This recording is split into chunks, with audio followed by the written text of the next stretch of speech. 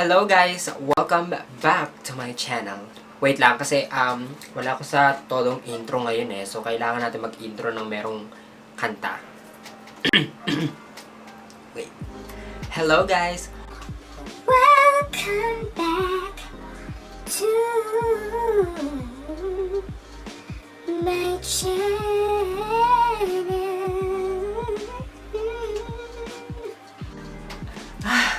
Medyo pinagpawisan yung kilikili ko ng very light na. So, but anyways, so kung makikita niyo sa title, ang gagawin kong video today is all about my foundation, my contour, and syempre how I'm gonna snatch my nose.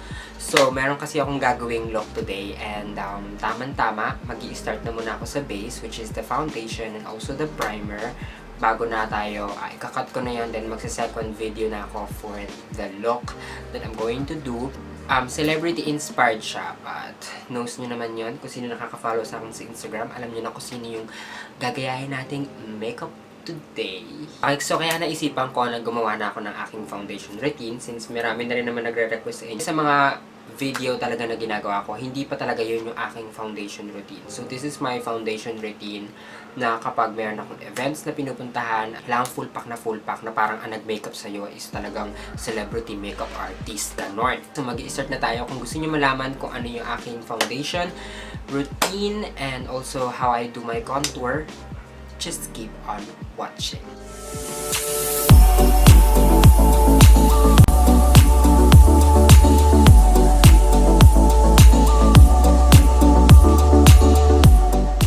Okay, so ayan. Kailangan malinis yung inyong face. I hope na hindi ako yellow sa camera. Kasi once na in-upload ko na siya sa YouTube, yellow na akin. So marami nagko-comment. So gamit ko lang kasi ngayon yung aking dalawang softbox. So I hope na hindi na ako naglagay ng ilaw na ganyan para tamaan yung aking face. So gusto ko ganyan na lang tayo para naturalan lang dito. Okay, so primer. So gagamit ako ng primer. This is from Glamskin, Manila. This is their Aloe Vera facial mist. So, ilalagay ko yung link na sa description box down below. At yung magiging primer natin. Since hindi ako gagamit ng, hindi na kasi ako mapalagamit ngayon ng todo-todong primer pag ako lumalabas. Kasi maganda yung ginagamit kong skincare ngayon. So, shout out to Skin Magical. Ayan. Yung skin ko medyo gumanda-ganda. So, nagmamat na siya. As in, nabawasan yung oiliness ko sa face.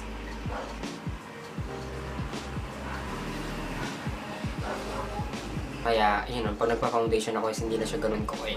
Yung gagamitin ko yung facial mist from Glamskin, Manila.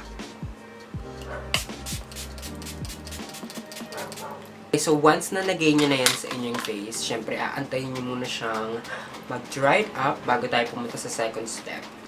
So, ayan. Itap-tap nyo lang yung face nyo para makatulong din siya na ma-absorb at sumiksik yung prime.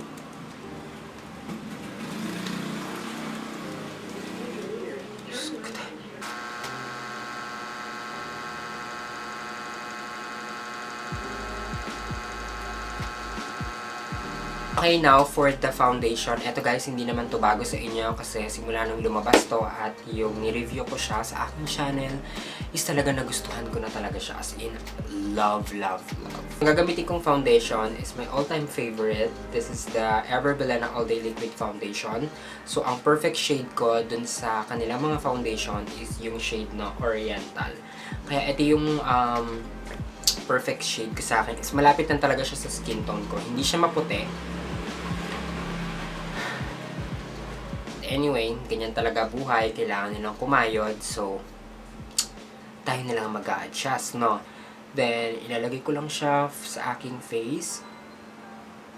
Kasi feeling ko yung acting primer is ready na siya to fight the foundation. So, pwede na siya, ready na siyang patungan ng foundation. So, after nyan, kukunin ko yung aking foundation brush. This one is from Sandee.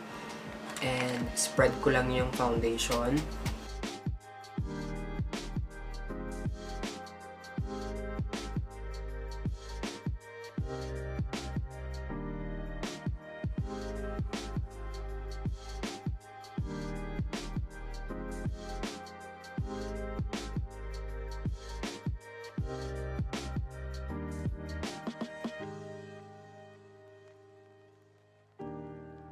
Okay, now for the contour. So, ang gagamitin kong contour is etong Colourette Cosmetics na color tints in the shade Jordyn.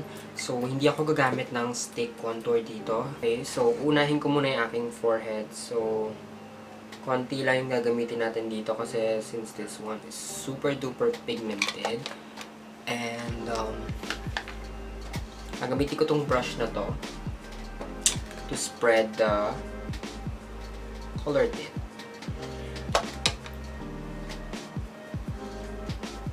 Kailangan kapag magko-contour kayo guys, is itataas nyo hanggang dun sa hairline nyo. Kasi may iwan na white spot kung anong kulay yung inyong anit. So, hindi siya magandang tignan. Kaya dapat i-blend nyo siya ng maayos at kailangan dapat i-brush nyo siya hanggang dun sa anit. So, ayan. Kung makikita nyo, ponggacious na siya. Hindi na muna ako naglagay ng concealer since magkikiki kasi siya dahil nga nagko-contour pa tayo, naglalagay pa tayo ng cream contour, kaya hinayaan ko muna siyang ganyan. Mamaya na tayo magko-concealer kapag pumasa na yung aking pagko-contour. Maganda rin tong Colourette na to, yung ginawa nilang shade for contour, kasi kahit na hindi na kayo magdala ng powder for contour, pwede nyo na siyang gamitin sa eyes, sa lips, contour. Perfect na perfect. Kaya, kudos to Colourette. Ang galing nilang mag-isip. Ang galing nilang mag-isip ng mga ilalabas nilang product. Ito naman tayo sa jawline. Kailangan meron din tayo dyan dahil meron na tayong double chin.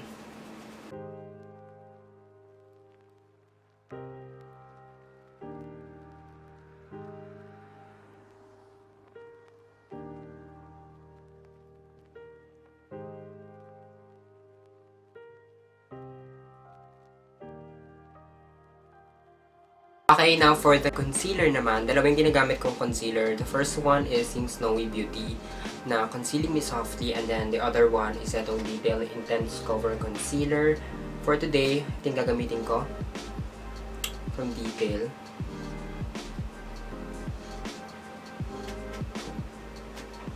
Then, i-highlight ko lang yung mga gusto kong i-highlight and yung mga gusto kong itagong chismis sa aking face. You know,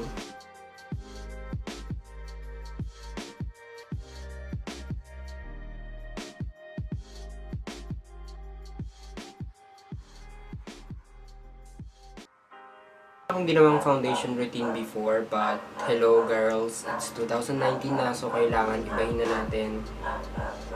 Kaya, ayan, ito na yung aking updated na foundation / contour routine. Ang ingay na naman ng aso ng kapitbahay.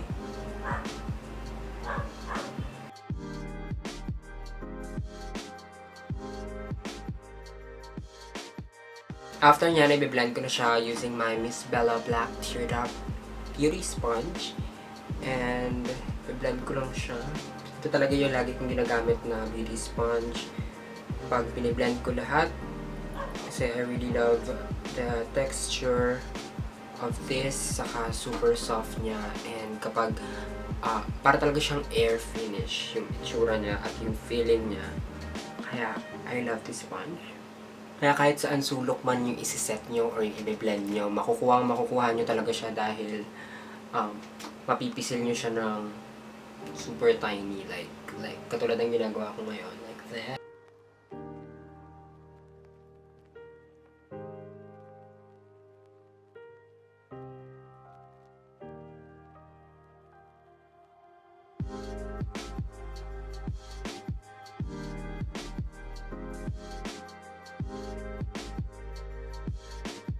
To set my center of my face and also my under eye area, ang gagamitin ko is itong Just Blend from Glamskin, Manila.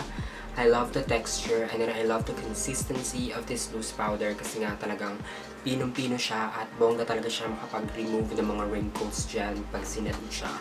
So, yun yung gagamitin ko. Set ko lang yung forehead, etong buong part lang na to ng ating face. Yan, hindi natin siya itadust, basta ipapowder lang natin siya.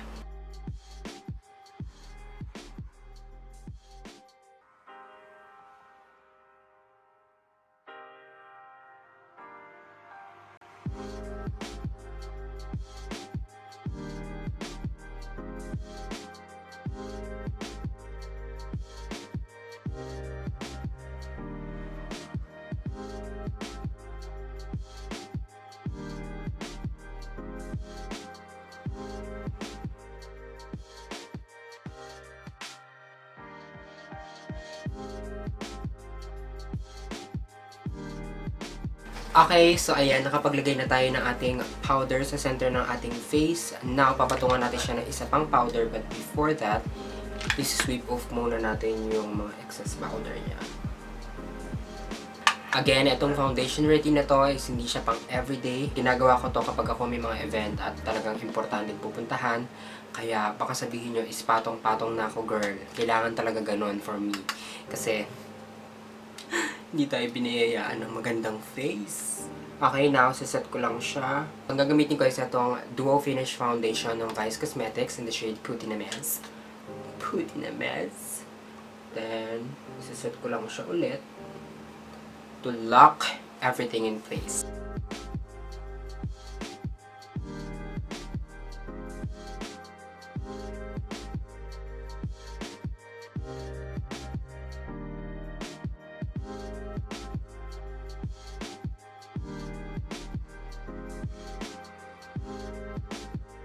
Okay, so bukod sa pagko-contour, lagi akong gumagamit ng dark powder or ng konting dark lang siya sa aking natural na skin tone dahil gusto ko nang manumbalik yung aking kulay.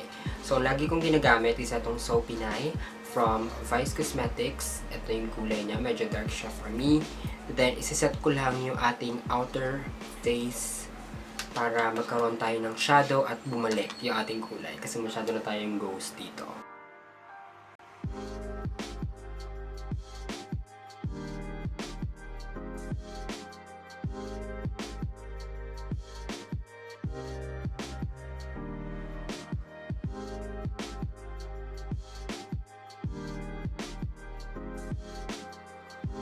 So, ayan, lahat na is na-set yung ating concealer powder. Nakapaglagay na rin ako ng konting bronzer, but I use the Pinay from Vice Cosmetics Foundation Duo. And now, let's go to the contouring again. So, ibabalik natin ulit yung ating pag-contour since naglagay tayo kanina ng Colourtints para makapag-contour tayo ulit. Ayan, nababalik natin siya. Ang gagamitin ko is itong bagong EB Advance Face Trio and Sunset Trio. So, syempre, ang kukunin ko dito is yung kanilang pang-contour, which is here. Babalik ako dito sa pag-brush na to from Clutz for the Clutz brushes. Then, magko-contour na ako ulit. So, babalik na ako sa pagko-contour para see that.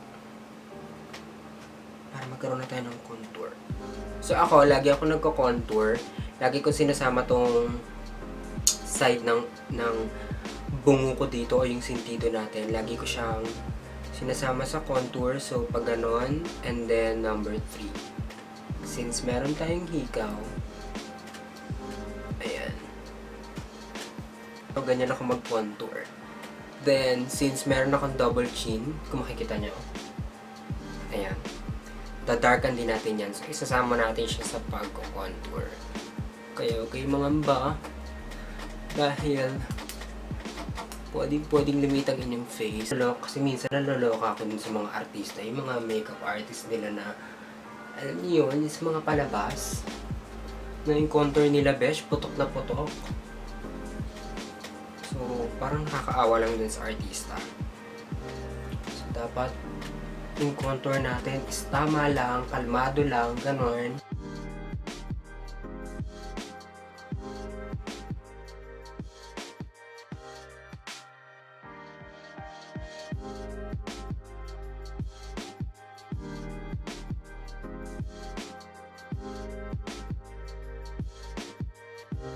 Okay, now for the nose contour. So, malapit na tayo mabeshi. Malapit tayo matapos mga beshi. So, kung saan mag-i-start yung inyong brows, so dito. So, kailangan, eto, is pantay lang siya like that. So, ganun din. And syempre, kung kayo ay masyado talagang extra ang labanan ninyo, pwede kayong gumawa ng sarili nyong nose line at talagang gusto nyong pointed na pointed siya. So, ako, ito yung kukunin kong brush. Kasi medyo maliit lang siyang ganyan. As in, talagang perfect siya for the nose contour. And mag-i-start ako dito sa ating ilalim ng kilay. So, ganyan. See, nakita nyo, meron na siyang shadow. So, ulitin ko siya ulit dito sa kabila. Then, i-blend ko siya dun sa ating kilay. So, kung makikita nyo, ayan, konektado na siya. Now, kukulayan nyo na yung inyong side ng nose. So, again, depende sa inyo kung gaano kanipis yung gagawin yung nose line.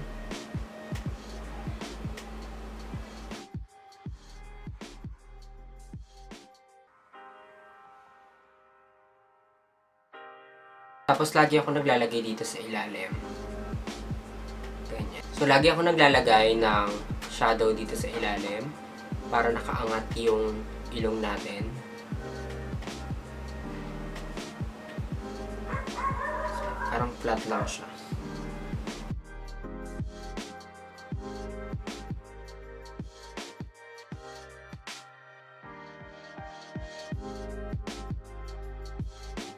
Ayos. Kasi kung hindi natin siya i-blend, beshi, masyado na tayo. Para tayong ahas yan.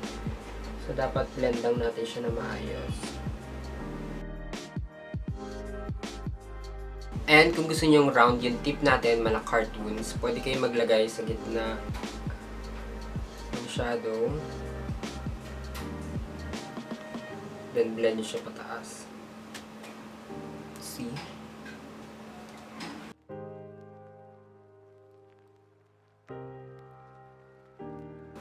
So, kung makikita nyo, yung nose line ko is medyo parang pa-triangle na baligtad yung ating ating nose line. But, carry lang yan kasi once na binlend nyo siya or kita nyo kung masyado siyang putok na putok, kumuha kayo ng powder nyo or yung brush na ginamit nyo pang set. Brush nyo lang siya dyan para mag-tone down at mapunta ng para mapatungan siya ng konting powder. So, there. Okay, so kung makikita niya, my face is really flawless right now. So, hindi ako gumagamit ng setting spray. Kasi hindi ko talaga feel ang setting spray after kong mag-makeup. Although na nakakatulong naman siya. But, hindi ako gumagamit nun. So, ayan na. Ito na yung ating final face mug. Okay, so that's it for today's video. Thank you guys so much for watching. And sa aking mga bagong mga babies, na aking mga subscribers, thank you so much and welcome to my channel. Please don't forget to subscribe to my channel kung hindi pa po kayo nakakapag-subscribe. Don't forget to follow me on my social media accounts, Facebook, Instagram, Twitter, and Snapchat at @allsandeeproud. So I love you all and bless you and see you guys next time on my next video. Bye!